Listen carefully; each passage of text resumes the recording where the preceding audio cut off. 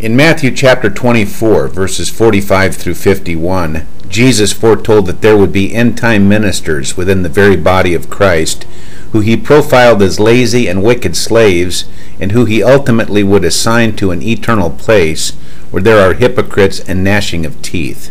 And here's why. Because those end-time ministers were those who Jesus said did not give his household their food at the proper time. This is a huge statement by the Lord.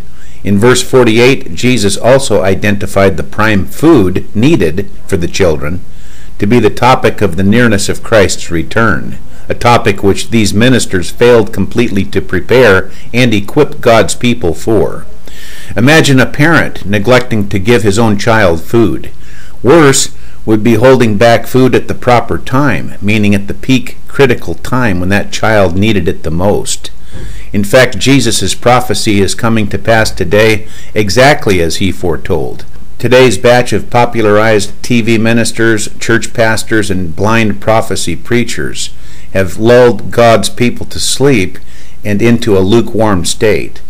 But God's children today, the body of Christ, are truly thirsty for the deeper things of God at this critical time. Yet 99.9% of America's self-sent ministers and TV preachers fully neglect God's children in his own household. The reason for this is they're too busy making a name for themselves and being applauded of men and dishing out watered-down messages and ear-tickling sermons at best. This is in stark contrast to what Jesus and the New Testament requires of God's true leaders, which is to equip the saints, like Ephesians chapter 4 verse 12 requires, and giving God's children their food at the proper time at this critical juncture in today's end times, as Jesus requires. Again, this is exactly why Jesus profiled today's end time self-serving apostles, prophets, evangelists, pastors, and teachers as wicked and lazy slaves and hypocrites.